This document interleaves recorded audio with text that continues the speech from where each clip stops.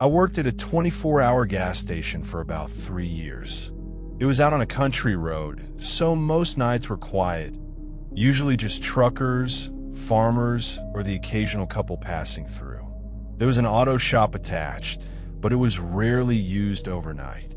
Sometimes I had to finish work left over from the day's shift. One time I found several bags of heroin leaking out from under a driver's seat, and I just shoved them back without saying anything. There were other things too. Accidents out front. One night a drunk driver hit a minivan in the intersection and it went up in flames. The father got out, but he was on fire and didn't make it far. I got robbed twice by the same two guys in ski masks, and once an old man pulled up, stepped out of his car and dropped dead right there. Stuff like that made the job feel normal, or at least explainable, but one night something wasn't. It was just after 3 a.m. when a car pulled in, a 1966 Pontiac Bonneville with smoke drifting from under the hood and all the windows fogged from the inside. Instead of stopping at the pumps, it rolled straight into the dark auto shop. I followed it in and turned on the overhead lights, but they came on dim and weak. The driver door opened and a smell hit me like damp cloth and dust. A thin, middle-aged man stepped out, moving like his knees barely worked. His face was lined and his eyes were sunken, and he had a graying goatee under an old black hat.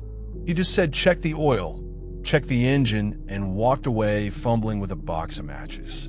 Then the passenger door opened and a woman stepped out. She had the same hollow eyes, but her makeup was smeared across her face. Heavy blush, blue eyeliner, red lipstick, way too much of everything. Then she smiled, and something about it felt wrong. Her teeth were orange with black spots, and she only had the front ones left, no molars, just a wide, stretched grin that didn't sit right on her face. She started speaking, but I couldn't hear her, so I leaned closer, and the closer I got, the further her voice seemed until we were inches apart. Then I finally heard her say, "Don't go in the car." Her smile never changed, but her eyes did. She looked terrified. The man called her name, and she walked away, but kept looking back at me, still smiling, but her eyes were desperate. I watched them walk to the edge of the lot, and then turn back to the car. I leaned through the driver's side window to find the latch and popped the hood open. As I pulled back, I realized something was off. The window had been up before. I looked at the rearview mirror and saw a kid sitting in the back seat staring at me.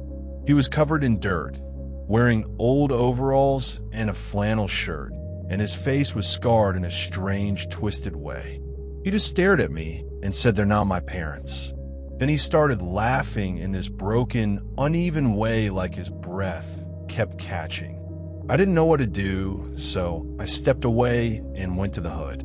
The engine was smoking, but it didn't look normal. Parts were covered and patched together like something homemade. The oil was almost gone and felt gritty. I went back to get the kid out before lifting the car, but the doors were locked. I looked through the window again, and the back seat was empty. I checked the trunk, but it was locked too. I knocked, but there was no response. When I looked outside, the man and the woman were gone. Then something fell behind me.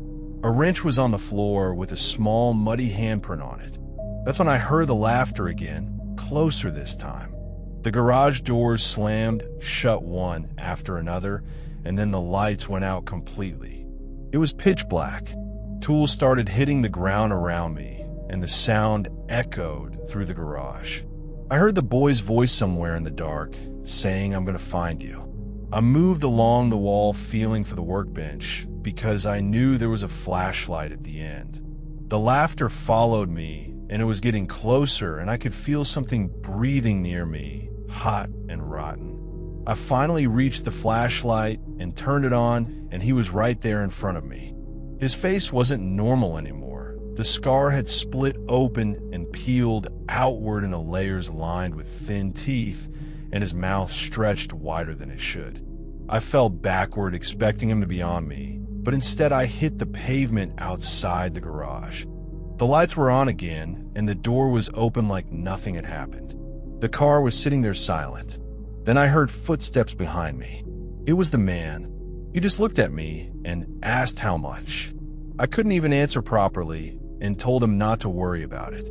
Then the woman stepped up to me, still smiling, but tears were running down her face. She kept whispering, "You should have listened," over and over. Then they got back in the car and drove away.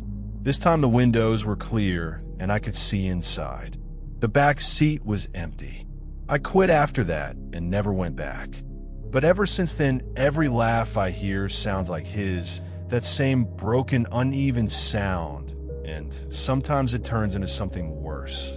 And tonight when I got home, there was a small, muddy handprint on my door, and when I opened it, there was one on the inside too.